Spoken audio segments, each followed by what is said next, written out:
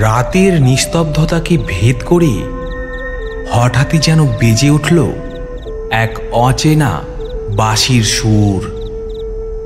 গ্রামে কেউ জানে না কে সে, তার মুখ প্রতিনিয়ত বদলায়, তার চেহারা যেন রংধনুর মতো রূপ ধারণ করে। সে কি মানুষ নাকি অন্য কোনো রূপধারী? এই গল্প সেই রহস্যময় বহুরূপীর, যার আগমন মানেই আতঙ্ক আর অজানা এক গোপন সত্যের উদ্ঘাটন। শুনতে থাকো লেখক দেবোত্তম দের কলমে কানি বহুরূপী, শুধুমাত্র তোমাদের প্রিয় চ্যানেল মাঝরাতের গল্পতে। আর হ্যাঁ, তোমরা কোথা থেকে আমাদের আজকের গল্পটি শুনছো সেটা কিন্তু অবশ্যই জানাবে। গল্পটি ভালো লাগলে লাইক, কমেন্ট ও শেয়ার করবে এবং আমাদের চ্যানেলটিকে সাবস্ক্রাইব করে পাশে থাকা বেল আইকনটি অন করে দেবে আমাদের চ্যানেলের নিত্য নতুন গল্পের আপডেট সবার আগে পাওয়ার জন্য। তাহলে শুরু করছি আমাদের আজকের গল্প, লেখক দেবোত্তম দের কলমে কানি বহুরূপী।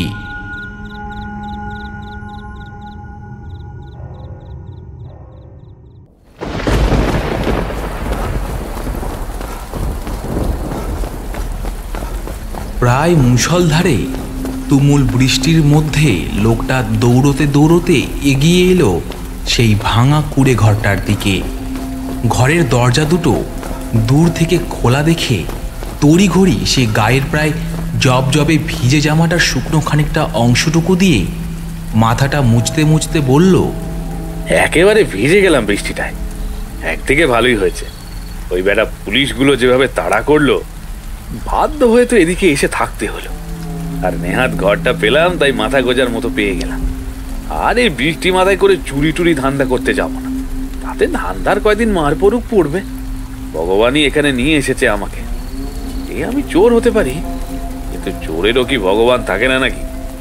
এই বলে ঘরটার মধ্যে একটা চৌকির মতো কিছু একটা দেখে সেখানে বসে ঘরটার চারিদিকটায় একবার তাকাতেই হঠাৎ প্রচণ্ড জোরে একটা বাজ পড়তেই সেই বাজের আলোয় সে ঘরের ভেতর দেখল ঘরের দেয়ালের মধ্যে একটা মেয়ের পরচুল, সাথে একটা বেনারসি শাড়ির টুকরো আর কতগুলো মুখোশ রাখা আছে। তবে সেগুলো প্রায় মাকড়সার জালের মধ্যে ঢাকা, বা কোনোটার আবার রং উঠে গেছে।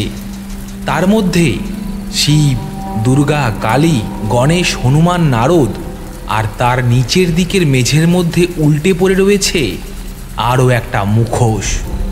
আর তাছাড়া বিদ্যুতের আলো পড়লেও সেটা ভালোভাবে বুঝতে পারেনি সে।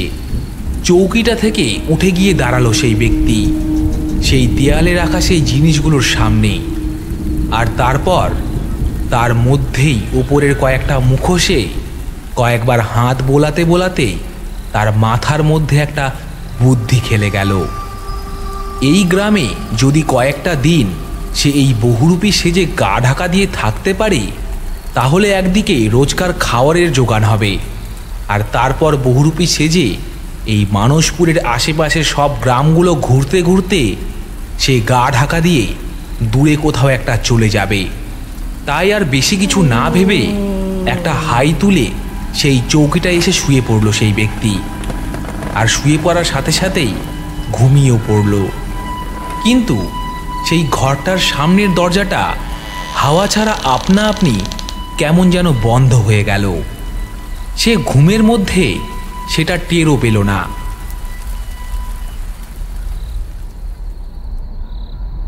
এখন প্রায় গভীর রাত, বৃষ্টিটাও থেমে গেছে।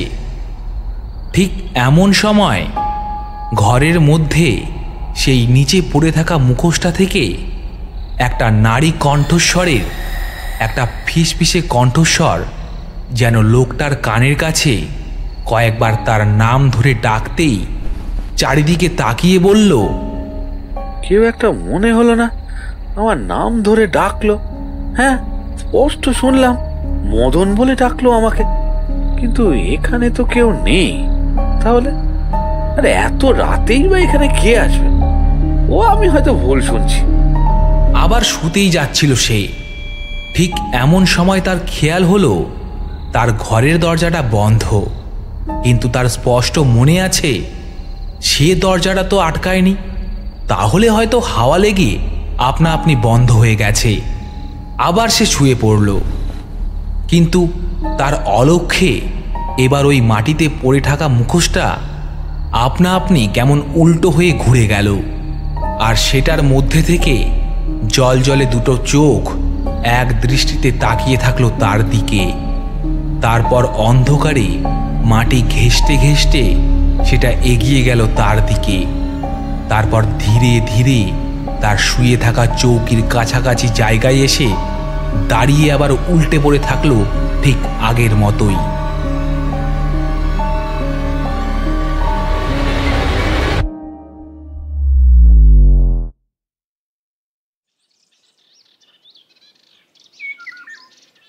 পরের দিন তার ঘুমটা ভাঙল ঘরের জানালার বাইরে থেকে আসা একটা সরু রোদের আলোয়। ঘুম ভেঙে মদন দেখল ঘরটার প্রায় অবস্থা বেহাল, তবে ছাউনিটুকু ঠিক আছে। ঘরের মেঝের মধ্যে শুকনো পাতা পড়ে রয়েছে, সাথে মাকড়সার জাল। আর সেটা দেখতে গিয়ে হঠাৎ তার চৌকির সামনে চোখটা আটকে গেল। দেখল একটা মুখোশ পড়ে রয়েছে। একবার ঘরটার সোজাসুজি দেয়ালে টাঙানো দেয়ালটার দিকে তাকাতেই বাকি মুখোশগুলোকে সে দেখতে পেল, কিন্তু গতকাল রাতে আবছাভাবে সেই দেয়ালটার নিচের দিকে যেই মুখোশটা উল্টে পড়েছিল সেটা কিন্তু সেখানে ছিল না। মুখোশটাকে ভালোভাবে একবার দেখল সে, একটা অদ্ভুত মুখোশ, তবে সেটা কোনো দেবদেবীর নয়। মুখোশটার মুখের অংশটা পুরোটাই কালো বর্ণের, বড় লাল টকটকে দুটো হিংস্র লাল চোখ, আর তার মুখের জায়গাটায় হিংস্র একটা হাসি লেগে রয়েছে। আর তার দাঁত সদৃশ্য, সেই দাঁতের দুপাশের চোয়াল থেকে বেরিয়ে এসেছে আরও দুটো প্রকাণ্ড দাঁত। সেই মুখোশটার মুখের ভেতর থেকে একটা লম্বাটে জিভ বেরিয়ে এসেছে। সেই মুখোশটাকে ভালোভাবে দেখতে দেখতে সে বলল, এটা আবার কিসের মুখোশ? এরকম অদ্ভুত মুখোশ তো আমি আগে কোথাও দেখিনি। আর এটা তো ওই দেয়ালটার ওখানে পড়েছিল, এখানেই বা কি করে এলো? ও হাওয়া টাওয়া লেগেই হবে হয়তো। তা হোক গে, আমি বরং দেখি এই ঘরটায় আরো কিছু আছে নাকি। এই বলে সে চৌকিটা থেকে উঠে বসতেই ঘরের মধ্যে মাটিতেই একটা আয়না আর একটা জং ধরা বাক্স পড়ে রয়েছে। চৌকি থেকে নেমে আয়নাটায় একবার নিজের মুখ দেখল, তারপর মুচকি হাসি হেসে ট্রাঙ্কটা খুলতেই সে দেখল ট্রাঙ্কটার মধ্যে কতগুলো বহুরূপী সাজার জন্য কিছু কাগজ দিয়ে বানানো গয়না আর কিছু থার্মোকলের অস্ত্র রাখা আছে। তার সাথে রাখা আছে কিছু রং। এক হাতে আয়নাটা ধরে সেই রঙগুলো মুখে মেখে আর সেই শোলার সাজ গায়ে জড়িয়ে নিয়ে ধীরে ধীরে ঠোঁটে একটা চওড়া হাসি হেসে বহুরূপী সেজে উঠল মদন। তারপর দেয়াল থেকে মাকড়সার জাল সরিয়ে কালির মুখোশটা মুখের মধ্যে ধরে আয়নায় নিজেকে দেখতে দেখতে সে বলল, ভালোই তো লাগছে আমাকে মা কালীর সাজে সেজে। না না, বেলা বাজছে, এবার বেরোতে হবে। আর আমাকে এইরকম চেহারায় দেখলে কোনো পুলিশ বাবুই আর আমাকে খুঁজে পাবে না। আর দুই একটা বাড়ি গিয়ে ছোটখাটো জিনিস হাত সাপাইও করা যাবে। আর যা চুরি করেছি ওই 3টা স্যাকরার দোকানের গয়নাগুলোকে, ওটা তো সব চোরাই গোডাউন থেকে তপন সরিয়েও ফেলেছে এতক্ষণে ধীরে ধীরে নিশ্চয়। কিন্তু আমাকে তো খেতে হবে, আর কি এই বহুরূপী সেজেই যাই, এখানকার বাড়ি ঘুরে দেখি, চাল পয়সা পাই। এই বলে সে দেয়াল থেকে পরচুল খুলে তার মাথার মধ্যে লাগিয়ে ঘরটা থেকে বের হতে যেতেই বাইরে একটা ঝোলা দেখতে পেয়ে সে আরও 2-3টে মুখোশের সাথে সেই অদ্ভুত মুখোশটাকেও ঝোলার মধ্যে ভরে বেরিয়ে পড়ল মানসপুর গ্রামের বাড়ি বাড়ি গিয়ে ভিক্ষা করতে। কালীর মুখোশ পরে নাচের অঙ্গভঙ্গি করে হাতের মধ্যে সেই কালীর অস্ত্র ধরে পরপর বাড়িতে বাড়িতে ঘুরতে লাগলো সে। তাকে আজ এই গ্রামে বহুরূপী সাজে দেখে একটা বাড়ির বউ তাকে ভিক্ষের সিদে সাজিয়ে এনে জিজ্ঞেস করে বলল, তা তুমি বুঝি নতুন এসেছো আমাদের গ্রামে?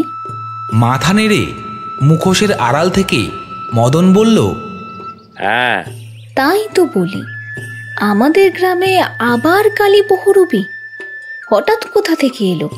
ছিলই তো একজন, তবে সে আবার কে? ছিল একজন, ওর আসল নাম ছিল বিশু।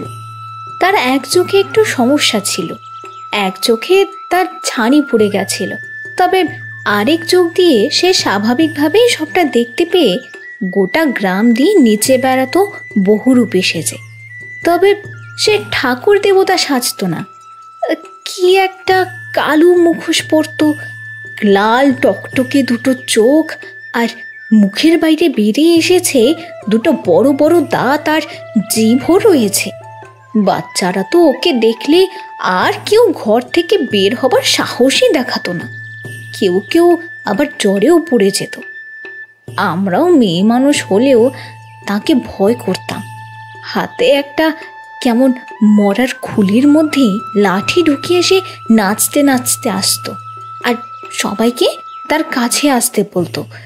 গ্রামের মধ্যে আমাদের সবার বাড়িতে ভিক্ষে নিতে আবার যদি কোনো বউর মরার খুলি দেখে ভয় পেয়ে তাকে বলতো, এইটা কি আসল মানুষের মাথার খুলি? তখন সে কেমন একটা জোরে জোরে হাসতে হাসতে বলতো,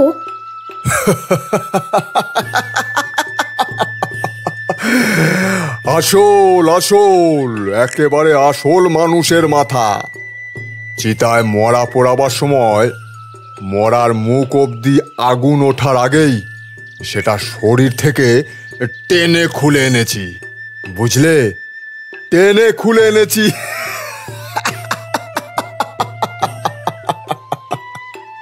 সে কথা শুনে আর কে তার সামনে দাঁড়ায়? ভিক্ষের সিধে দিয়ে তড়িঘড়ি করে ঘরের মধ্যে ঢুকে বাড়ির বউ মানুষেরা দৌড় আটকে দিত। সেই বউটা থামতেই মদন বলল, আচ্ছা তাই নাকি? কিন্তু সে এখন কোথায়? মানে কানী বহুরূপী? সে কি আর বেঁচে আছে? 1 বছর আগেই তো ওর ঘরের মধ্যে ওকে বিভৎসভাবে চৌকির সাথে বাঁধা অবস্থায় মৃত পাওয়া যায়। বুকের মধ্যে কে জানি বারবার ছুরি বিধিয়ে বিধিয়ে লোকটার বুকটার ভেতর থেকে মাংস খুবলে নিয়েছিল, কিন্তু কে তাকে ওভাবে মেরেছিল তা জানা যায়নি। পরে আর থানা পুলিশও লোকটার হয়ে কেউ করতে যায়নি। শেষমেশ কার না কার ঘাড়ে তাকে খুনের দায়ে জড়িয়ে যায়। তারপর থেকে এই গ্রামে আর কোনো বহুরূপীও আসেনি। যারা তাকে পছন্দ করতো না, তার সাপ সাপান্তে ক্ষতিগ্রস্ত হয়েছিল তাদের মধ্যেই হয়তো।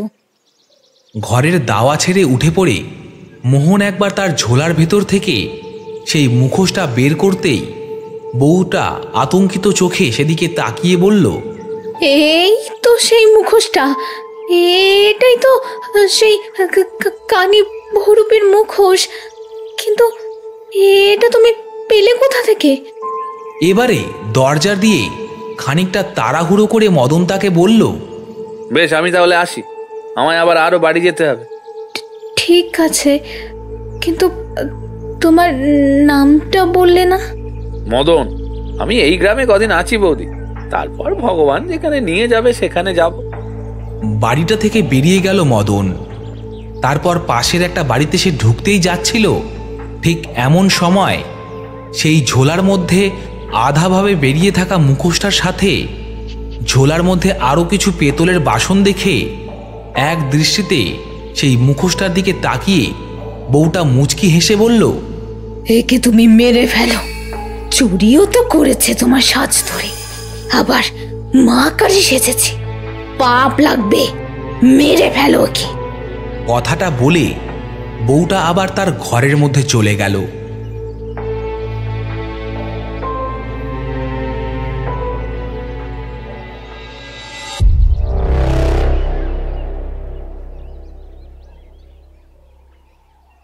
বেশ কয়েকটা বাড়ি আরও ঘুরে ভিক্ষা সংগ্রহ করার পর একটা আম গাছ দেখতে পেয়ে সেখানে বসে মুখোশটা খুলতেই মদনের কপাল বেয়ে যেন ঘাম চুইয়ে চুইয়ে পড়তে লাগলো। আম গাছের নিচে হেলান দিয়ে বসে সে ঝোলার ভেতরে কত পয়সা পেয়েছে সেসব গুনতে গুনতে হঠাৎ তার সামনে দিয়ে একটা পুলিশের গাড়ি যেতেই মদন সেটা দেখে বলল, এখন এখানে পুলিশের গাড়ি কেন? তার মানে আমাকেই খুঁজছে। এই বহুরূপীর পোশাকে কতক্ষণ লুকিয়ে থাকতে পারবো কে জানে। না না, পুলিশের চোখ, আমার গায়ে মাখা রং ওঠালেই তো আমাকে চেনা যাবে। এখানে আর এক মুহূর্ত থাকা যাবে না। আপাতত পাশের গ্রাম দুটোর দিকে যাই, বরং রাত খানিকটা বাড়লে না হয় আবার চলে আসবো। এই গ্রামটাও পাল্টাতে হবে তাড়াতাড়ি। দেখি এর মধ্যে কোনো একটা ব্যবস্থা আমাকে করতেই হবে। আর এই কালির মুখোশটাও তাড়াতাড়ি পড়ে নি। এই বলে সে আম গাছতলা থেকে দৌড়ে সেই গ্রামের শেষ সীমান্ত দিয়ে পাশের গ্রামের দিকে চলে গেল।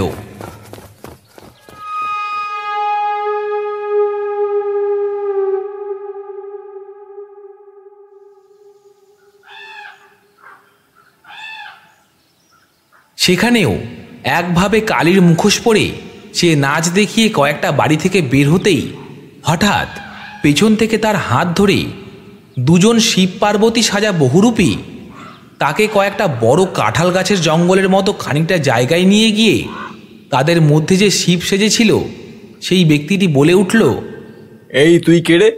এটা তো আমাদের চত্বর, এখানে কেন এসেছিস বল? এটা আমাদের দুজনের এলাকা। আমি মন্টু বহুরূপী, আরও তাপস। তুই কোথা থেকে এলি রে? আর কি করেই বা ভাবলি যে আমাদের ব্যবসায় তোকেই ভাগ বসাতে দেব? তার পাশে পার্বতী সেজে থাকা বহুরূপী তার মুখের মুখোশ কয়েকবার ধরে টানতেই মদন সেটা নিজেই তার মাথা থেকে খুলে তাদের সামনে হাত জোর করে বলল, আমি মদন, পাশের গ্রামের মানসপুর থেকে এসেছি। একটা বিপদে পড়ে তোমাদের গ্রামে বহুরূপী সেজে এসেছি, আবার চলেও যাবো সন্ধ্যের আগে। সে থামতেই পার্বতী সেজে দাঁড়িয়ে থাকা তাপস নামের বহুরূপী ছেলেটা তার ঝোলাটা কেড়ে নিয়ে সেটা নাড়াচাড়া করতেই সেটার ভেতর থেকে কয়েকটা পিতলের ঘটি বের করে তাকে বলল, সালা, তুই বহুরূপী সেজে চুরি করতে বেরিয়েছিস? বেটা চোর! ছ্যা ছ্যা, এই তোর মতো চোরেদের জন্য না আজকে আমাদের পেশাটাকে কেউ গুরুত্ব দেয় না। সালা, এই মন্টু, এটাকে ধরে রাখতো। বেটাকে আজকে সকলের সামনে নিয়ে গিয়ে বহুরূপী সেজে চুরির ধান্দাটা ভণ্ডুল করে দেবো। তাদের দুজনের হাত ছাড়িয়ে কোনো রকমে পোটলাটা নিয়ে দৌড়াতে লাগলো মদন। তবে তারাও পেছন থেকে চোর চোর বলে ধাওয়া করতে করতে আরও জোরে দৌড়তে দৌড়তে মানসপুরের দিকে ছুটল। তবে তাদের গ্রামের কারোর সেই শব্দ কানে পৌঁছালো না। সেই কাঁঠাল গাছের জঙ্গল জায়গাটা লোকালয় থেকে একটু গভীর হওয়ায় তারা কেউই শুনতে পেল না। কিন্তু হঠাৎ সে দৌড়তে দৌড়তে মাটির মধ্যে থাকা কিছু একটার সাথে ধাক্কা খেয়ে মাটিতে পড়ে গিয়ে উঠতে যেতেই তার ঝোলার ভেতর থেকে একটা মুখোশ বাইরে বেরিয়ে পড়ে যায়। ঝোলাটাকে তুলে নিয়ে সেটা অলক্ষ্য করেই মানসপুরের দিকে ছুটে যায় সে। তার পিছনে দৌড়তে দৌড়তে তারা দুজন সেদিকে আসতেই দেখতে পায় একটা মুখোশ উল্টো হয়ে পড়ে রয়েছে তাদের সামনে। সেটা ঘোরাতেই যেন আকস্মিক একটা হাওয়া তাদের দুজনের শরীরের ওপর দিয়ে বয়ে গেল। মুখোশটা ঠিক কোন দেবতার তা বুঝতে না পারলেও দুজনের ঠোঁটের মধ্যে একটা মুচকি হাসি রেখা ফুটে উঠল। এই মুখোশ কানী বহুরূপীকে পড়তে দেখেছে বহুবার তারা। সে এই অদ্ভুত অপদেবতার মুখোশ পরেই ভয় দেখিয়ে ভালোই ভিক্ষে পেত। আর এতে 1 বছর আগে সে মরবার আগে বেশ ভালোই টাকা পয়সাও পেত। এই মুখোশের সাথে বহুরূপীর পোশাক পরে এরকমও তারা শুনেছে বার কয়েক। এই মুখোশ কানী বহুরূপীর ঘর থেকে চুরি করবার চেষ্টা করেছিল তারা, কিন্তু প্রত্যেকবারই সে পথে মানসপুর গ্রামের যুবকদের তাসের আসর সেখানে বসায়, আর সে প্রচেষ্টা তাদের সফল হয়নি এতদিন। তবে এখন এই কানী বহুরূপীর ব্যবহৃত এই মুখোশটা পেয়ে সেই মদন নামের চোর ছেলেটি এসে আদতে তাদেরই উপকারী হয়েছে। মন্টু বহুরূপী তার শিব সাজা মুখটার ওপরে সেই অপদেবতার মুখটা পরে পেছন থেকে সেটা তাপস বহুরূপীকে শক্ত করে বেঁধে দিতে বলল। তাপস সেটা তার মুখের উপর বেঁধে দিতেই তারা আবার সেই গ্রামের বাড়িগুলোর দিকে যেতে লাগলো, আর সাথে বহুরূপীদের গাওয়া গান ধরতে লাগলো। প্রায় দেখতে দেখতে দিনের আলোটা নিভে এলো, তবে আবছা একটা নিভে আসা দিবসের ঘোলাটে ভাব থেকেই গেল, যেন চারিদিকে সেটাও সময়ের সাথে সাথে কালচে হয়ে উঠল ক্রমশ। আজ দুপুরের পরেও বেশ ভালোই পয়সা রোজগার হয়েছে মন্টু আর তাপসের। বিছানায় বসে সেসবের হিসাবই কষছে ওরা দুজন মিলে। কি জানি সকাল থেকে তেমন কিছু ধান্দা হচ্ছিল না শিব পার্বতী সেজে, কিন্তু যেই মন্টু ওই মুখোশটা পড়ল তারপর থেকে নেচে নেচে যে কটা বাড়িতেই তারা গেছে, অপদেবতার ভয়ে বোধ হয় সিধেতে পয়সা করিও ভালোই পেয়েছে। নিজেদের ঘরে ফিরে গিয়ে সেই টাকার সব নোটগুলো গুনছিল তাপস, আর তার পাশে বসে কুপির আলোয় গায়ের রং তুলছিল মন্টু। তাপস টাকা গোনা শেষ করে হঠাৎ মন্টুর দিকে তাকিয়ে হেসে বলল, ভাই 400 টাকার মতো কামাই হয়েছে আজকে, এই কদিন ভালোই চলবে, কি বলিস? মন্টু মাথা নেড়ে একবার মুখ থেকে খোলা সেই দরজার দিকে টাঙানো মুখোশটার দিকে তাকিয়ে বলল, চালও কিন্তু অনেকটাই বেশি পেয়েছি রোজ দিনের থেকে, বল? সবটাই এই মুখোশের জন্য রে তাপস। একে আমাদের রোজগারের যে অবস্থা, কানি বহুরূপী মারা যাওয়ার পরে খাসা একটা জিনিস রেখে গেছি, কিন্তু কিন্তু কিন্তু কি, থেমে গেলি কেন? জানিস তাপস, এই মুখোশটা যখন আমি পরেছিলাম যেন একবার মনে হয়েছিল যে আমার ভেতরে কেউ একটা এসে ঢুকলো, আবার খোলার সময় দেখি মানে আমার কিরকম একটা মনে হলো যেন ভেতর থেকে কেউ একটা বেরিয়ে গেল। এটা কিন্তু আমার বহুরূপী সাজবার জীবনে প্রথম অদ্ভুত অভিজ্ঞতা ভাই। তার কথা শুনে তাপস হো হো করে হেসে উঠল, তারপর বলল, আরে না না, এটাকে বলে প্রতিভা, বুঝলি? প্রতিভা। আরে দেখ না, এই যে তুই মুখোশ পরে কেমন মুখোশের মধ্যে চরিত্রের মধ্যে মিশে গেলি, এটাই তো আসল প্রতিভা। সে আরো কিছু বলতেই যাচ্ছিল কিন্তু পারল না। সেটা শেষ করতে তার দু চোখ বিয়ে যেন ঘুম নেমে এলো নিমেষের মধ্যে। শুয়ে পড় মন্টু, শুয়ে পড়। আবার কালকেও তো বের হতে হবে সংসেজে রং মেখে। ভগবান ও রং ঢেলে দিয়েছেন আমাদের মধ্যে, কিন্তু সাথে পাহাড়ের মতো অভাবের বোঝা। এই অভাব খুব কাঁদায় রে মন্টু, বড্ড কাঁদায়। নে আলোটা নিভিয়ে শুয়ে পড়। কথাটা বলতে বলতে পাশ ফিরে টান টান হয়ে শুয়ে পড়ল তাপস। মন্টু কিন্তু ঘুমোলো না, আর না সে কুপির আলোটা নেভালো। কুপির হলদে আলোটা গোটা ঘরের চারিদিকের মধ্যে একটা আবছা আলোর আস্তরণ সৃষ্টি করে রেখেছে। সেই দরজার কাছে ঝোলানো মুখোশটার দিকে তাকাতে তাকাতে কখন যেন ঘুমিয়ে পড়ল মন্টু। তবে সে ঘুমোবার কিছুক্ষণের মধ্যেই হঠাৎ কুপির আলোটা ধপধপ করতে করতে অদৃশ্যে কেউ যেন সেটা ফু দিয়ে নিভিয়ে দিল।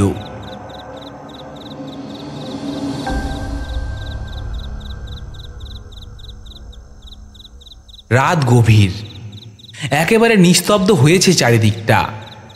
হঠাৎ তার ঘরের দরজার সামনে সেই ঝোলানো মুখোশটার বিভৎস সেই চোখ দুটো কেমন লালচে বর্ণ হয়ে আগুনের ভাটার মতো জ্বলে উঠল।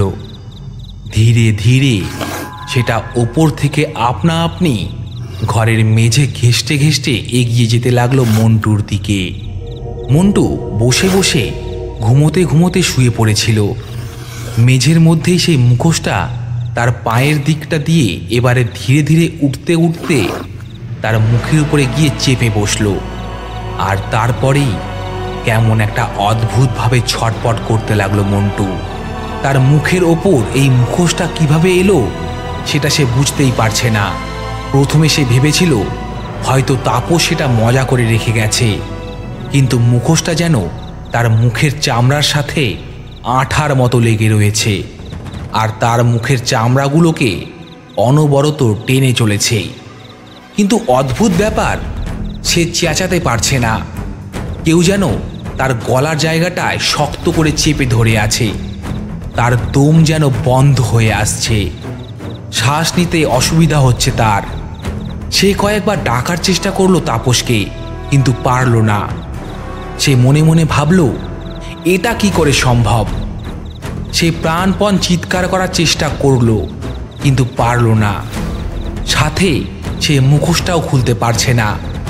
অন্ধকারে তার মুখের ওপর থেকে মুখোশটা খুলবার জন্য অস্বস্তিতে ঘর থেকে বেরিয়ে এলো, কিন্তু ঘর থেকে বেরিয়ে এসেও মন্টুর মুখের ওপর থেকে সেই মুখোশটাকে সে সরাতে পারল না। তবুও সে পাগল হাতির মতো অন্ধকারে ছুটতে লাগলো প্রাণপণ। তার সারা শরীরটা ঘামে ভিজে উঠেছে। তার চোখও এখন সে ঠিক মতো খুলে রাখতে পারছে না, কিন্তু এটুকু যে বুঝতে পারছে, এই মুখোশটা যেন তার মুখটার মধ্যে মিশে যাচ্ছে। মুখোশের আড়াল থেকে মন্টুর মুখটার চামড়াগুলো ছিঁড়ছে কেউ। মুহূর্তের মধ্যে তার পুরো মুখটা রক্তস্নাত হয়ে উঠল। নিকষ অন্ধকারে মন্টু বুঝতেও পারছে না যে সেটি কোথায় এসে দাঁড়িয়েছে, আর তাপসী বা কোথায়। এদিকে সে চিৎকার করেও করতে পারছে না। মুখোশটা মুখ থেকে খুলবার প্রাণপণ চেষ্টা করতে করতে অন্ধকারে আরও খানিকটা এগোতেই হঠাৎ কাদায় পা পিছলে অন্ধকারে একটা জল ভরার পুকুরের মধ্যে পড়ে যায় মন্টু। হঠাৎ সে যেন আবার তার বাক শক্তি ফিরে পেয়েছে। সে চিৎকার করলো বটে, কিন্তু বেশি জোর দিয়ে আর না। কিন্তু তার মুখের ওপর থেকে সেই মুখোশটা সে খুলে ফেলতে পারল না।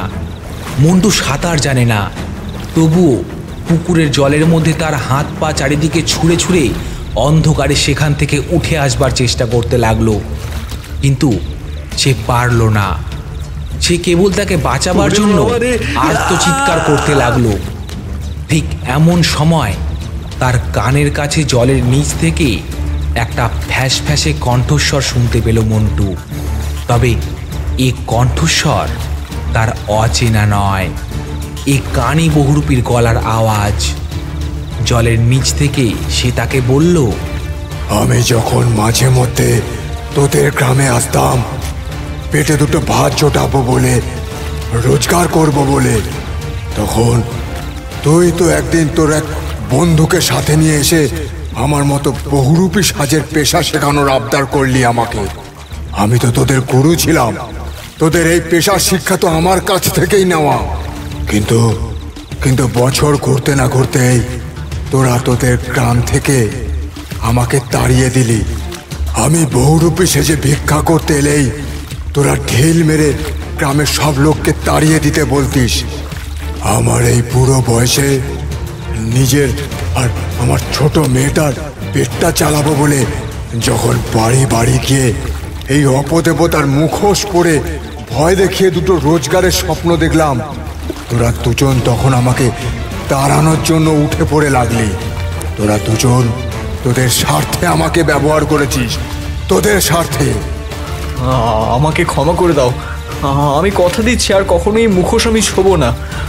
আমাকে ছেড়ে দাও কানি বহুরূপী, তুমি ছেড়ে দাও আমাকে। আমার বড্ড ভুল হয়ে গেছে। কিন্তু তার সেই আর্তচিৎকারে জলের নিচ থেকে ভেসে আসা কণ্ঠস্বরই যেন উল্লাসের হাসি হেসে বলল, আমি একটা গরিব বহুরূপী, না হয় তোদের গ্রামে এসে দুটো পয়সাই রোজগার করব, কিন্তু তখন তোরা বললে এটা তোদের এলাকা, তোরা ছাড়া এখানে আর কোনো বহুরূপী আসবে না। মনে বড্ড কষ্ট পেয়েছিলাম রে, বড্ড কষ্ট পেয়েছিলাম। মন্টু দেখল পুকুরের জলের মধ্যে হঠাৎ কানি বহুরূপীর প্রতিচ্ছবি ভেসে উঠেছে। সে তার দিকেই তাকিয়ে রয়েছে যেন একদৃষ্টে। এরপর সেই জলের নিচ থেকে দুটো প্রকাণ্ড বড় কালচে হাত খানিকটা দৃশ্যমান হয়ে জলের নিচের দিকে টেনে নিয়ে যেতে লাগলো মন্টুকে। মন্টু তবুও জলের মধ্যে ডুবে যেতে যেতে একবার প্রাণপণ সজোরে একটা চিৎকার করল, কিন্তু তারপরেও অন্ধকারে জলের অতল গভীরে সে ডুবে গেল। খানিকক্ষণ পর পুকুরের মধ্যে একটা বুদবুদ দেখা দিল। তারপর সেই জলের নিচ থেকে ধীরে ধীরে বেরিয়ে এলো সেই মুখোশটা, আর তারপরেই জলের ওপরে উঠে এলো মন্টুর মৃত শরীরটা। সাথে পুকুরের জলের রঙও খানিকটা রক্তের মতো লাল হয়ে উঠল। খুব অদ্ভুতভাবেই মুখোশটা আর তার মুখের মধ্যে আগের মতো আটকে নেই, সে আপনা আপনি খুলে গেছে। মুখোশটার বেরিয়ে আসা দুপাশের লম্বাটে দাঁত দুটোর মধ্যে টাটকা রক্ত লেগে আছে মন্টুর। মুখোশটা আপনা আপনি জলের মধ্যেই ভাসতে ভাসতে অন্ধকারের পুকুরের পাড়ে গিয়ে কাদার মধ্যে উঠে এলো। আর সেটা পুকুর থেকে উঠে আসতেই একটা নারী কণ্ঠস্বর সেটা হাতে তুলে নিয়ে ঠোঁটে একটা বাঁকা হাসি হাসতে হাসতে পথের অন্ধকারের মধ্যে দিয়ে কোথায় যেন মিলিয়ে গেল।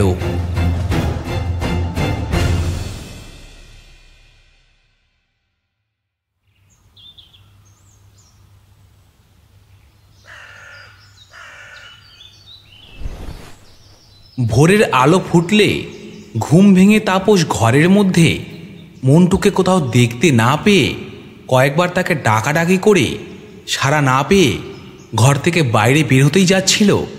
ঠিক এমন সময় সে দেখল ঘরের দরজায় টাঙানো মুখোশটা সেখানে আর নেই।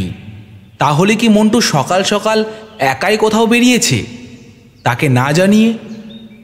হঠাৎ ঘরের বাইরে গ্রামের কয়েকজন লোকের শোরগোল শুনে সে বাইরে ছুটে আসতেই তাকে নিয়ে তারা গ্রামের মধ্যে থাকা বড় পুকুরের দিকে নিয়ে যায়। তাপস সেদিকে দৌড়ে ছুটে যেতেই তাপস যা দেখল তা দেখে প্রচণ্ড জোরে একটা আর্তচিৎকার করে উঠল। পুকুরের জলের মাঝ বরাবর জায়গাটায় মন্টু ভাসছে, তার মুখ ক্ষতবিক্ষত হয়ে উঠেছে। পুকুরটার দুধারে গ্রামের লোকেরা সকলে ভিড় করে দাঁড়িয়ে রয়েছে।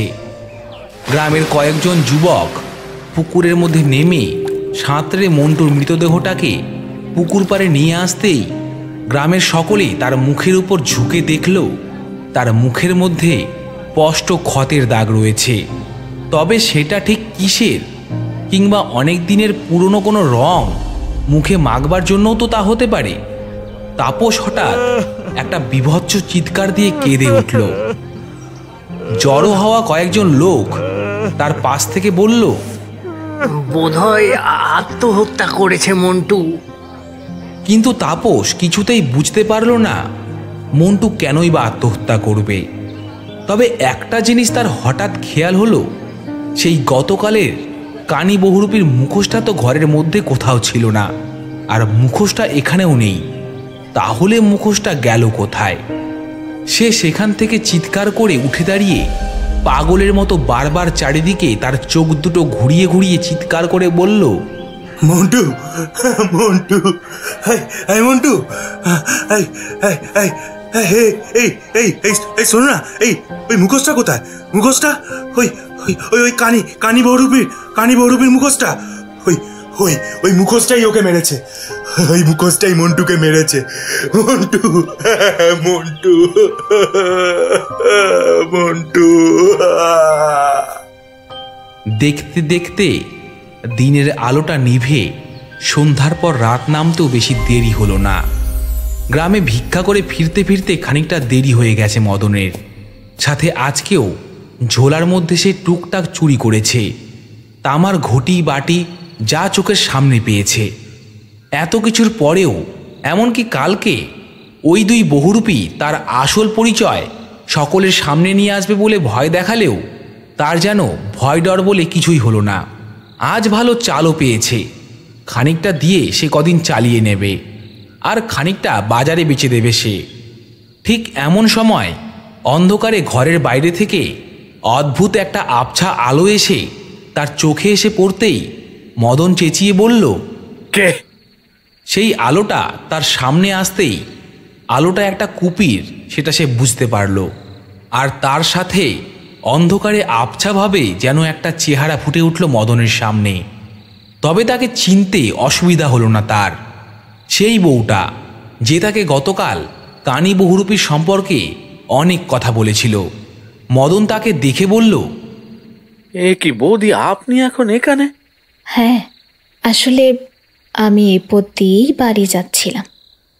আমি তাহলে মনে মনে ঠিকই ভেবেছিলাম ওই কানি বহুরূপীর মুখোশটা তোমার কাছে দেখে, কিন্তু তুমি চলে যাও এখান থেকে যত তাড়াতাড়ি সম্ভব। তার এই ভিটে মোটেও কিন্তু ভালো নয়। আর কানি বহুরূপী একেবারে পছন্দ করতো না কেউ তার ঘরে থাকুক বা তার জিনিস ব্যবহার করুক। যদি সে কাউকে বহুরূপী পেশা শেখাতো তাহলে এক কথা ছিল।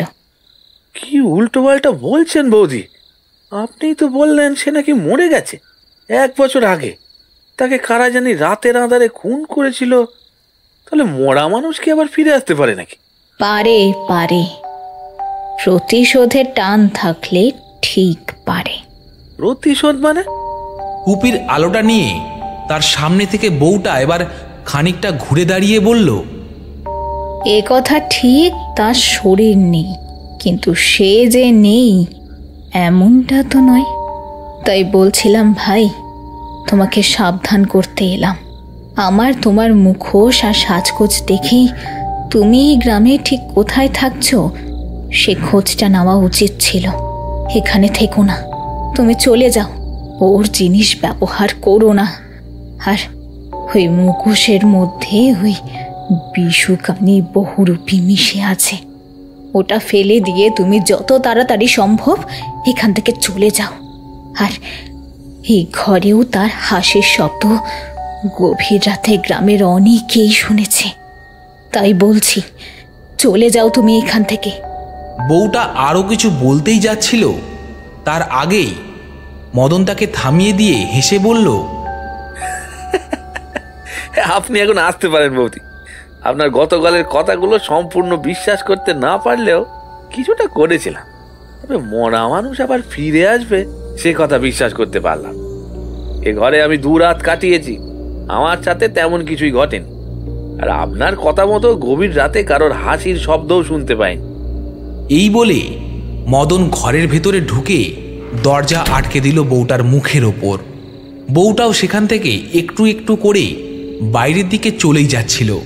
তার আগে সে তার শাড়ির মধ্যে লুকিয়ে থাকা একটা মুখোশকে ঘরটার সামনে রেখে দিয়ে বলল, মরবি মরবি, তুইও মরবি খুব তাড়াতাড়ি। এই বলে সে আড়ালে একটা মুচকি হাসি হেসে সেই কুপির আলোটা ফু দিয়ে নিভিয়ে সেখান থেকে চলে গেল। প্রায় খানিকক্ষণ পর রাতে দোকান থেকে কেনা খাবার খেয়ে ঘরের চৌকিটা শুয়ে ঘুমোচ্ছিল মদন। হঠাৎ তার ঘরের দরজার নিচ দিয়ে মাটি ঘেঁষতে ঘেঁষতে কিছু একটা আবার এসে আপনা আপনি গিয়ে পড়ল তার ভিক্ষের ঝোলার মধ্যে। আর সেটা সেই স্থানে এসে পড়তেই গোটা ঘরের মধ্যে অন্ধকারে একটা কালচে ছায়া ঘন ঘন ঘুরতে লাগলো। তারপর হঠাৎ একটা হাওয়ার আদল নিয়ে সেটা মিশে গেল মুখোশটার মধ্যে। মুখোশটার মধ্যে সেটা মিশতেই মুখোশটার ভিতরে থাকা হিংস্র লেপ্টে থাকা খানিকটা চেরা সেই চোখ দুটো যেন আপনা আপনি নড়ে উঠে আবার বন্ধ হয়ে গেল।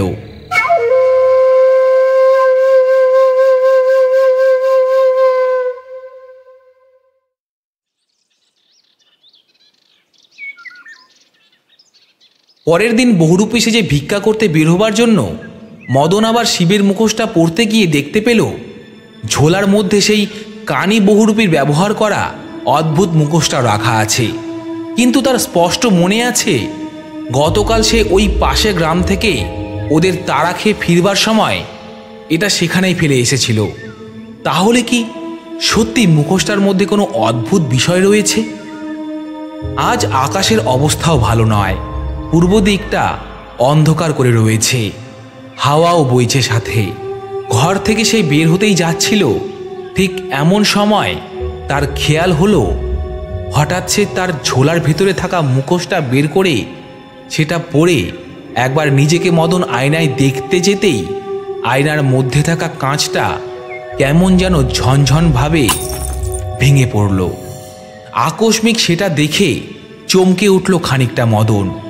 একটা অস্বস্তির গলায় বলল, আয়নার কাঁচটা আপনা আপনি ভাঙলো কি করে? আর একটু হলেই তো হাত গলা সব কেটে যাচ্ছিল।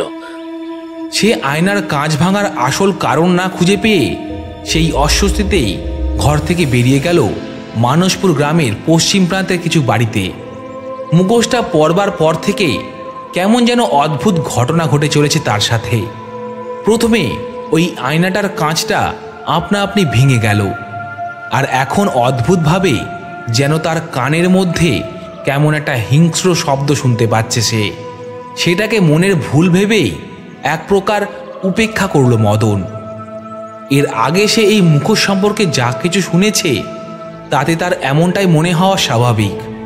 হঠাৎ মেঘের প্রকাণ্ড গর্জনের সাথে মুষলধারে বৃষ্টি শুরু হতেই বৃষ্টির মধ্যে মুখোশটা পরে হাঁটতে অসুবিধা হচ্ছিল জন্যে মুখোশটা মুখের ওপর থেকে এসে খুলে হাতের মধ্যে ধরতেই সে যা দেখল তাতে সে তার হাত থেকে মুখোশটা ছুঁড়ে ফেলে দিল সামনের দিকে। মদন দেখল তার দু হাত টাটকা রক্তে ভিজে উঠেছে, আর মুখোশটা থেকে সেই রক্ত এখনও অনবরতভাবে পড়ে চলেছে সেখান থেকে। বৃষ্টির জলে সেই কালচে মুখোশের কালচে রঙের আড়ালে যেন এতদিন লুকিয়েছিল অজস্র রক্তের ধারা। সে সেখান থেকে দৌড়ে পালাতেই যাচ্ছিল, ঠিক এমন সময় সেই মুখোশটার ভেতর থেকে একটা কালচে ছায়া তার দিকে তাকিয়েই তাকে লাথি মেরে মাটিতে ফেলে দিয়ে সে উল্লাসে নৃত্য করতে লাগলো তাকে গোল গোল করে। মদন ভয়ে ভয়ে একবার তাকে বলল, তুমি কে? সেই অবয়ব তার কথা শুনে প্রচণ্ড জোরে একটা হিংস্র চিৎকার করে তার গালে সজোরে একটা চড় মেরে বলল, চুপ! আমি কে তুই তা জানিস না? তাহলে আমার ঘরে থাকছিসই বা কেন? আর আমার মুখোশ পরে রোজগার করছিস বেটা চোর? জানিস না শিল্পীদের জিনিস না বলে নেওয়াটা অন্যায়? কিন্তু তুমি তো মরে গেছো, তাহলে এখানে কি করে এলে? আর তোমার শরীর দেখতে পাচ্ছি না কেন? সে কি রে মদন, জানিস না তুই মরা মানুষদের আবার কোনো শরীর থাকে নাকি? হ্যাঁ, এই বলে সে কেমন হাওয়ায় ভেসে গিয়ে মুখোশটা মাটি থেকে তুলে এনে আবার ছুঁড়ে দিল মদনের দিকে। তারপর ওর গলাটা প্রচণ্ড জোরে চেপে ধরে খানিকটা শূন্যে তুলে বলল,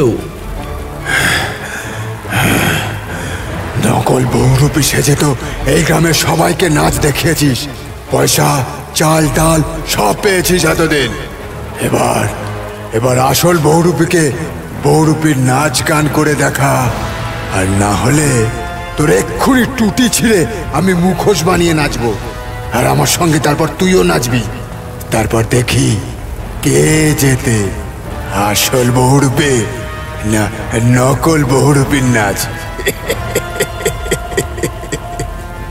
মদন ভয়ে ভয়ে সেই মুখোশটা পরে বহুরূপীর যে গান নাচ জানতো সেই গান নাচ করতে শুরু করতেই কানি বহুরূপীর সেই অবয়বটাও তাকে ঘিরে আবার নাচ করতে শুরু করলো।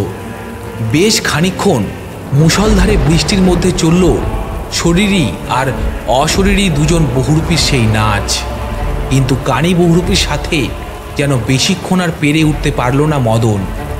সে হাঁপিয়ে মাটির মধ্যে বসে পড়তেই আকাশের ওপর থেকে একটা প্রকাণ্ড বাজ পড়তেই কানি বহুরূপী হিংস্র একটা চিৎকার করে মদনের মুখের ওপর থেকে মুখোশটা খুলে নিয়ে তার একটা পা টেনে ধরে সেই বাজটা যেদিকে পড়ল সেদিকে ছুঁড়ে দিতেই বাজটা আকাশ থেকে এসে পড়ল মদনের গায়ে।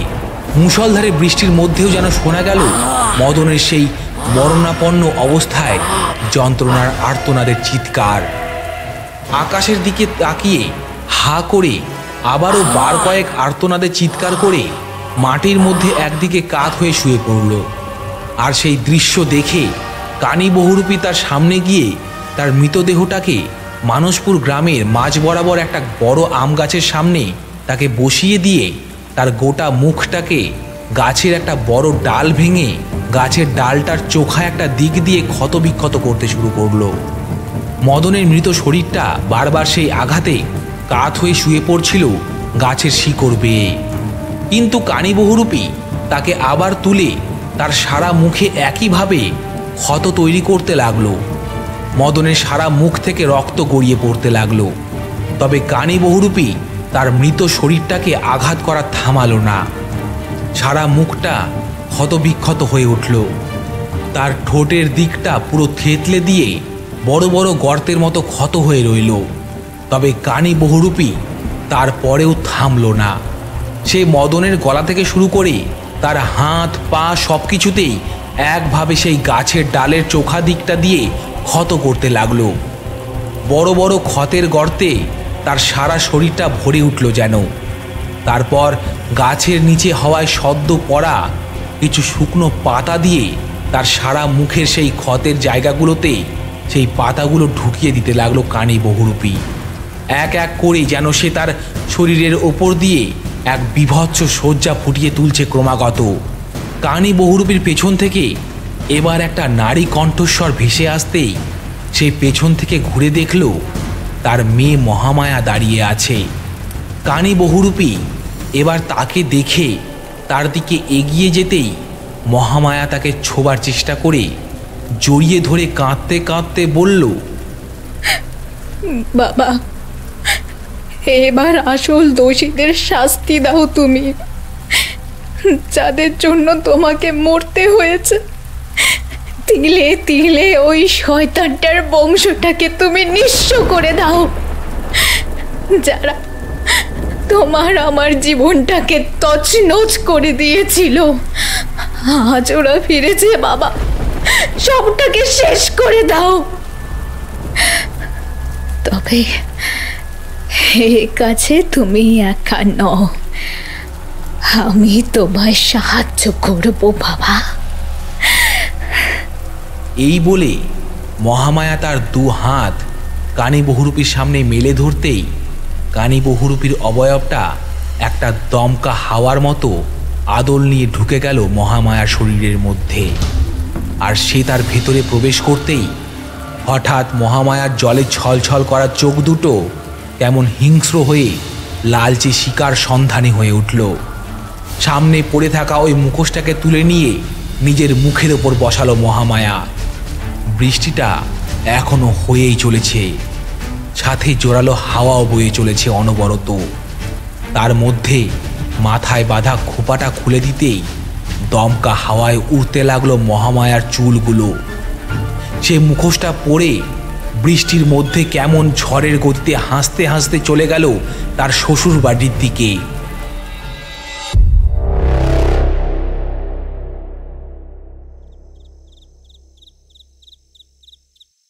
সন্ধে হয়ে যাবার পর হঠাৎ বাড়ির বাইরে থেকে মহামায়া তার শাশুড়ি অঞ্জনার হাঁক ডাক শুনে তড়িঘড়ি ঘর থেকে বাইরে বেরিয়ে আসতেই অঞ্জনা তাকে গজগজ করে ওঠে।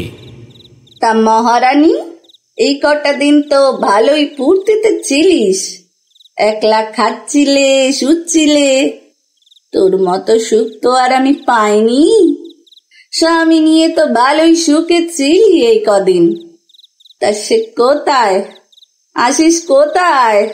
ও তো ঘুমোচ্ছে মা। এই সাঁঝবেলায়? আপনার ছেলেকে তো আপনি চেনেনই মা, রোজ দিনের মতো দুপুরে মদ খেয়ে এসে আজকেও আর কাজে যায়নি। দুপুরে খাওয়ার পর সেই যে বিছানায় শুয়েছে, তখন থেকেই তো। থাক রে পোড়ামুখী, তুইও যে কত সতী সাধ্যে মেয়ে মানুষ জানা আছে। আমাকে এলেন রে আমার ছেলেকে চেনাতে। ওকে আমি 10 মাস 10 দিন নিজের পেটে ধরেছি রে, আর ও তো নেশা করে। আর তুই 1 বছর আগে এই বাড়িতে কাজ করতে এসে যে আমার সাদাসিধে ছেলেটাকে তোর শরীরের নেশায় বশ করলি, আমার অমন সাদাসিধে ছেলেটাকে তুই। তারপরেই তো কি কেচ্ছা! ছি ছি ছি। আবারও বলছি, আমার কথা মন দিয়ে শুনে রাখ রে মেয়ে। আমি বেঁচে থাকতে তোকে আমার বউ বলে না মেনেছি, আর না কখনো মানবো। বউরূপীর ঘরের মেয়ে, ছ্যা ছ্যা ছ্যা ছ্যা, কোন জাতের মেয়ে তাই জানি না। নেহাত সমাজে 5 জন 5 কথা বলবে, তাই বাড়িতে থাকতে দিয়েছি। আমার স্বামী তোর মতো এই বহুরূপীর মেয়েকে নিয়ে দয়া করেছিল বলে সেদিন। আর তোর যা চরিত্র, ছ্যা ছ্যা ছ্যা ছ্যা, গোটা গ্রামই জানে। আমাকে আর কইতে হবে না। আমার আশিসকে যেভাবে বদনাম করবার চেষ্টা করেছিলি তুই আর তোর ওই মরা সাজদারি বাপ মিলে, আমি কি তা ভুলে গেছি রে? বলিনি, কখনো ভুলবো না। নিহাত সমাজে মুখ দেখাতে হয় রোজ, না হলে তোকে কি আর আমার সংসারে তোকে রাখি আমি? সেটাই তো দেখছি এখন আমার জ্বালা হয়ে উঠেছে নিত্যদিনের। পোড়ামুখী আমাকে এখন আমার ছেলেকে চিনতে শেখাচ্ছে। এই বলে অঞ্জনা ঘরের মধ্যে চলে গেল। কিছুক্ষণ পর তার শ্বশুর আর তার দেওর নিশীথ তার সামনে দিয়ে ঘরের ভেতরে চলে গেল। তার শ্বশুর শাশুড়ি আর দেওর গেছিল এক আত্মীয়ের বিয়েতে, তারা আজই ফিরেছে। মহামায়ার কানে যেন বেজে ওঠে তার শাশুড়ির সদ্য বলা কথাগুলো। সে কাঁদতে গিয়েও কাঁদতে পারল না। কেউ যেন তার ভেতর থেকে তার চোখ দুটোকে হিংস্রতার লালচে রং দিয়ে ভরিয়ে দিয়েছে। আর এরপরেই সে একবার তার শ্বশুর শাশুড়ির ঘরের সামনে জ্বলতে থাকা হলদে বাল্বটা কেমন হাওয়া ছাড়ায় কয়েকবার দুলে ওঠে, প্রচণ্ড জোরে শব্দ করে ভেঙে পড়ল। বাইরে আওয়াজ শুনে ঘর থেকে বেরিয়ে এসে অঞ্জনা দেখল বাইরের আলোর বাল্বটা ভেঙে পড়েছে, কিন্তু সেটা কিভাবে ভাঙল তা সে বুঝল না।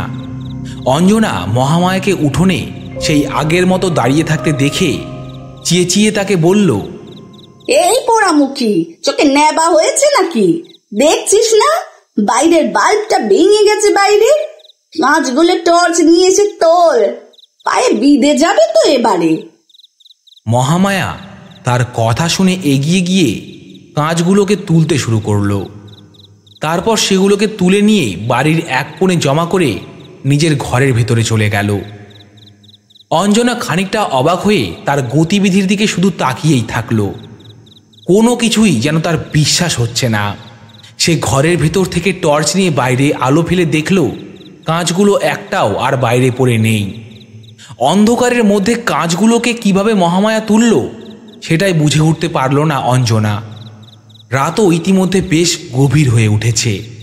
ঘরের ভেতরে মহামায়া ঢুকতেই সে দেখল তার স্বামী আশিস ঘুম থেকে উঠে কি একটা জানি খুঁজছে। মহামায়াকে ঘরে আসতে দেখে সে তার চুলের মুঠি ধরে টানতে টানতে বিছানায় ফেলে বলল, এই শালি, আমার নেশা করা জিনিসগুলো তুই আবার সরিয়েছিস না? দেখ, আজকে তোর এমন অবস্থা করব যে বিছানা থেকে আর উঠে দাঁড়াতে পারবি না যন্ত্রণায়। এই বলে আশিস ঘরের দরজাটা প্রচণ্ড জোরে শব্দ করে বন্ধ করে ঘরের আলো নিভিয়ে দিয়ে ঘরের মধ্যে থাকা একটা গামছা দিয়ে মহামায়ার মুখটা শক্ত করে বেঁধে তাকে বিছানায় ফেলে মারধর করতে লাগলো। তারপর তার সাথে চলল প্রতিদিনের মতোই একটানা শারীরিক নির্যাতন। যন্ত্রণায় কুঁকড়ে যেতে লাগলো মহামায়া, কিন্তু কিছুতেই সে চিৎকার করতে পারল না। কিন্তু হঠাৎ ঘরের মধ্যে একটা ঘ্যাচ ঘ্যাচ করে শব্দ হতে শুরু করলো তাদের মাথার উপর থেকে। আশিস সেই শব্দটা শুনে উপরে তাকাতে গিয়ে দেখল তার মাথার উপরে থাকা ফ্যানটা প্রচণ্ড জোরে শব্দ করে বিছানার মধ্যে খুলে পড়তেই যাচ্ছিল। ঠিক এমন সময় বিছানা থেকে মহামায়াকে ধাক্কা মেরে সরিয়ে দিয়ে বিছানা থেকে লাফিয়ে পড়ল আশিস। তারপর সে হতভম্ব হয়ে বলল, প্যান্টটা আপনা আপনি কিভাবে খুলে পড়লো? আর একটু হলি তো গায়ের ওপর এসে পড়তো।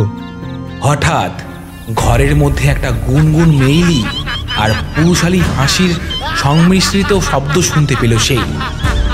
আশিস মহামায়ার নাম ধরে কয়েকবার ডাকল, কিন্তু তার কোনো সাড়া পেল না। হঠাৎ সে দেখল অন্ধকারে তার বিছানাটা কেমন নড়ছে আর একটু একটু করে সরে যাচ্ছে কোণের একটা দেয়ালের দিকে। আশিস বিছানার সামনে গিয়েও মহামায়াকে কোথাও দেখতে পেল না। এমন সময় তার কানের কাছে মহামায়ার গলার একটা ফিসফিস শব্দ শুনতে পেল সে। এই তো আমি। বিছানার নিচে। আশিস বিছানার চাদরটা সরাতেই বিছানার নিচের অন্ধকারে দেখল দুটো লালচে ভাটার মতো চোখ তার দিকে তাকিয়ে এগিয়ে আসছে। ঘরের আলোটা তড়িঘড়ি জ্বালাতে গেল সে, কিন্তু সুইচ বোর্ডের সবগুলো বোতামে হাত দিলেও বাল্বের আলো কিছুতেই আর জ্বলে উঠল না। বাল্বটা আপনা আপনি নিচে পড়ে ভেঙে গেল। আশিস দরজার শিকল খুলতে গিয়ে দেখল দরজার শিকল খোলাই রয়েছে, কিন্তু তবুও দরজাটা সে খুলতে পারল না। বহুবার চেষ্টা করেও কোনো কিছুতেই সেই দরজা খুলতে পারল না সে। আর বিছানার নিচ থেকে সেই জ্বলতে থাকা দুটো চোখ ক্রমশ এগিয়ে এলো তার সামনের দিকে। সে এবার দরজাটা ধাক্কা মেরে চেঁচাতেই যাচ্ছিল, ঠিক এমন সময় দরজাটা খুলে গেল আর বাইরে থেকে সে মহামায়ার গলার আওয়াজ শুনতে পেল। কিন্তু মহামায়া ঘরের বাইরে কখন গেল সেটা সে কোনো রকমভাবেই বুঝতে পারল না। মহামায়া তাকে বলল, কি হয়েছে? তুমি এমন হাঁপাচ্ছ কেন? তুই বাইরে কি করে গেলি? তুই তো ঘরের মধ্যে একটু আগে, আর তোর তোর মুখটা তো বাঁধা ছিল।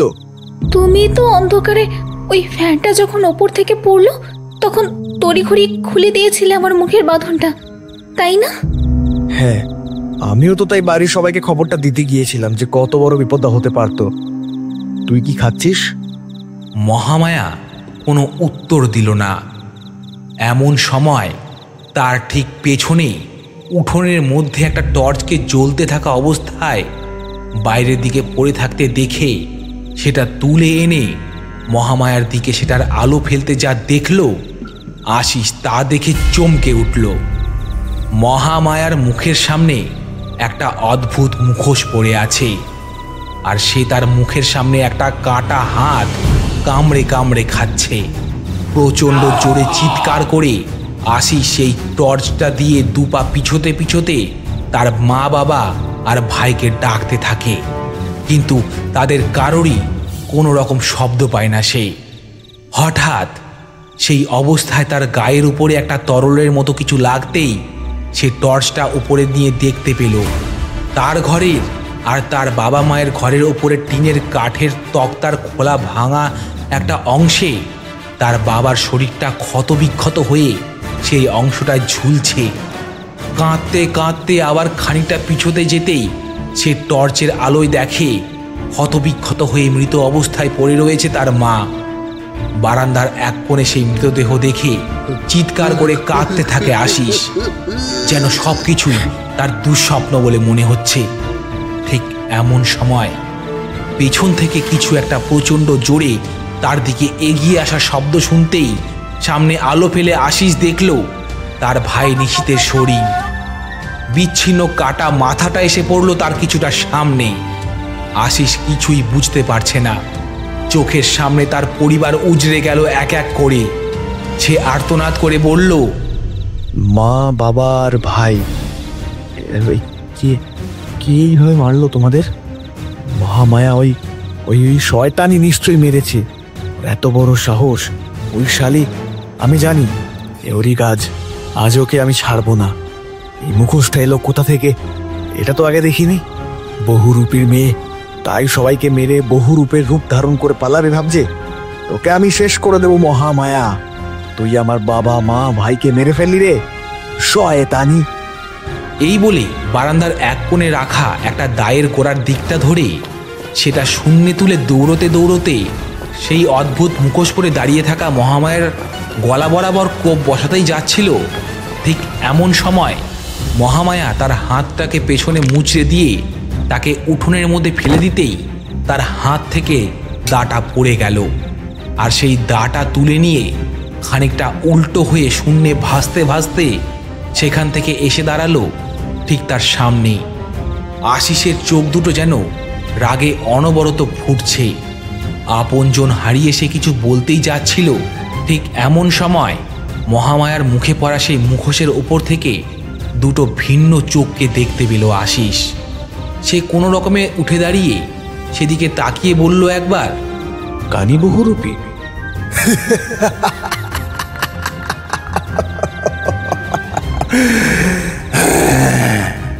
হ্যাঁ, আমি কানি বহুরূপী। মনে আছে নিশ্চয়ই আমাকে? আমি সেই গরিব কানি বহুরূপী যে রোজ রোজ এই মানুষপুরে ওই অপদেবতার বহুরূপী সেজে বাচ্চাদের ভয় দেখাতাম। আমাকে সব বাচ্চারা ভয় পেত।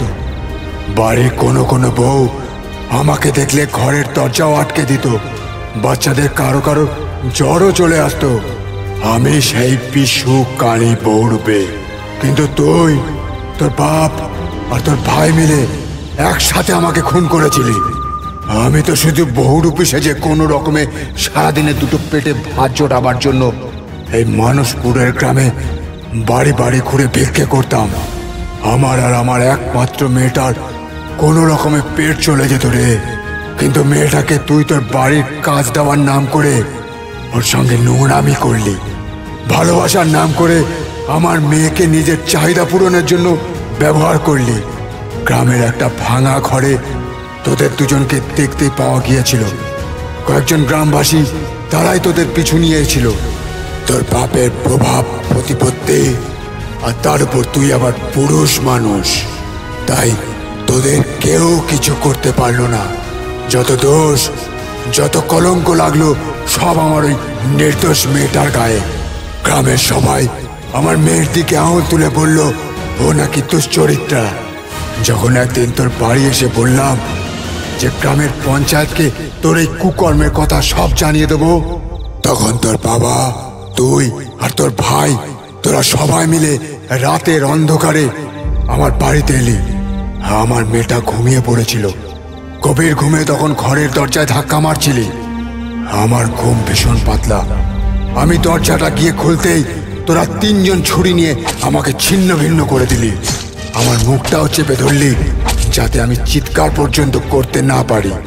তারপর আমাকে দড়ি দিয়ে বেঁধে আমার ঘরের নিচের চৌকির সাথে ফেলে রাখলি। কত যন্ত্রণা হয়েছিল আমার জানিস? মেয়েটাকে ডাকবার চেষ্টাও করেছি, কিন্তু কোনো লাভ হয়নি। কারণ আমার ওই ছিন্ন ভিন্ন শরীর তখন আর সায় দিচ্ছিল না। তারপরের দিন আমার মৃতদেহটা দেখে তোর বাবা গ্রামের সবার সামনে বলল আমার মেয়ের সাথে তোর মন্দিরে বিয়ে দেবে, আর আমার মেয়ে মহামায়ার সব দায়িত্ব নাকি তার ছেলে নেবে। আর চোখে জল নিয়ে সান্ত্বনার একটা কুমিরের কান্না করে সকলকে আগের সব কিছু ভুলিয়ে দিল। গ্রামের সকলেও মেনে নিল তোদের এই প্রস্তাব। আবার আমার মেয়েটাকে বলি হতে হলো। বিয়ের পর থেকে আজ পর্যন্ত প্রতি রাত্রে তুই আমার মেয়েকে শারীরিক ও মানসিক নির্যাতন করেছিস। শুধু তুই একা নয়, তোর পরিবারের প্রত্যেকটা লোক মিলে আমার মেয়েটাকে শারীরিক ও মানসিক নির্যাতন করে গেছিস এতদিন ধরে। এর শাস্তি তো আমার তোদেরকে দিতেই হতো, তাই না? এবার মরার জন্য প্রস্তুত হ শয়তান। আজ তোকে আমি আমার মেয়ের ভেতর থেকে এসে শেষ করব।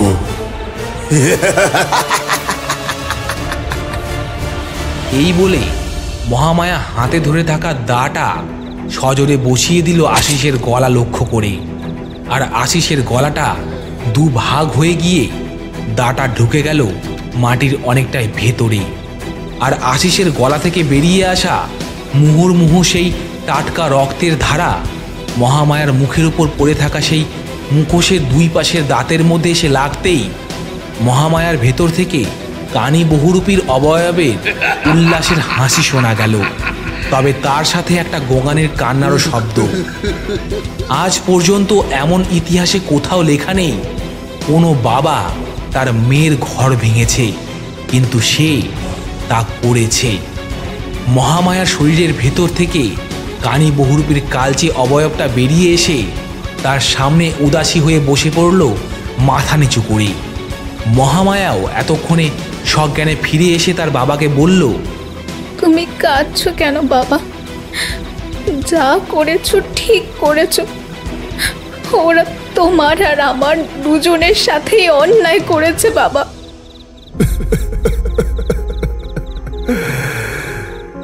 কি করবো রে মা, তুই বল। কোনো বাবা কি চায় যে তার মেয়ের সংসার ভাঙুক? আমি তো তাই করেছি রে মা, আর নিজের হাতে সেটা করেছি। আর সেটাই আমি মানতে পারছি না। তুই তুই ভালো থাকিস রে মা, তুই ভালো থাকিস। আমারও মুক্তির সময় হয়ে এলো। এবার আমি মুক্তি পাবো শান্তিতে, এবার আমি মুক্তি পাবো। তুমি কোথায় যাবে বাবা? আমাকেও নিয়ে চলো না বাবা, আমারও যে এখানে আর কেউ নিজের নেই। তুমি তুমি মানা করো না আমায় বাবা। হঠাৎ চোখের নিমেষে ঘরের ভিতরে দৌড়ে একটা কেরোসিনের বোতল আর দেশলাই এনে সেটা নিজের গায়ে ঢেলে মহামায়া বলল, তুমি আমাকে আটকিও না বাবা, আমাকে তোমার সাথে নিয়ে চলো। আমি আসছি, তোমার কাছে আমি আসছি। তুমি আর আমি একসাথে থাকবো। না না মা মহামায়া, না, এ কাজ তুই করিস না, এ পাপ কাজ তুই করিস না, আত্মহত্যা মহাপাপ। এ কাজ তুই করিস না মা, এ কাজ তুই করিস না। কানি বহুরূপী তাকে আটকাতে চাইল, কিন্তু মহামায়া তার আগেই তার শরীরে দেশলাই কাঠি জ্বালিয়ে নিজের গায়ের দিকে ছুঁড়ে দিতেই দাউ দাউ করে জ্বলে উঠল মহামায়ার শরীর। কিন্তু সে কোনো চিৎকার করল না, শুধু তার ঠোঁটে লেগে থাকলো মৃদু একটা হাসির রেখা। তার পুরো শরীরটা দাঁড়িয়ে থাকতে থাকতে পুড়ে ছাই হয়ে গেল মাটির মধ্যে। আর তারপরেই তার মৃতদেহের ছায়ের ওপর থেকে ওঠা একটা কুণ্ডলি পাকানো কালো ধোঁয়া আকাশের দিকে উঠে যেতেই মহামায়ার একটা প্রশান্তির হাসির শব্দ শোনা গেল।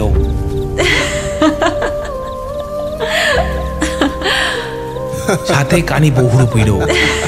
একসাথে তাদের সেই হাসির শব্দ আকাশের ঊর্ধ্বে উড়তে উড়তে মিলিয়ে গেল নিমেষের মধ্যে।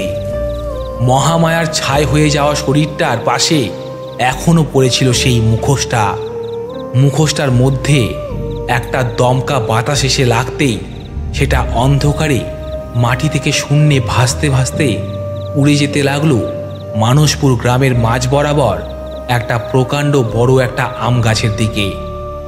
ধীরে ধীরে সেই আম গাছের নিচের অন্ধকারে থাকা ক্ষতবিক্ষত মদনের মৃতদেহটার হাতের সামনে এসে পড়তেই হঠাৎ সেখানকার বাতাসটা ভারী হয়ে উঠল।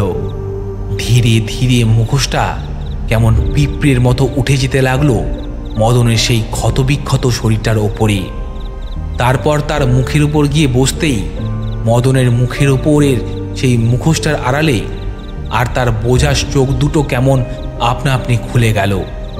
তার সাথে একটা পুরুষের ফ্যাসফ্যাসে কণ্ঠস্বর হিংস্র হাসির সাথে বলল, সব বহুরূপীরা মরে না।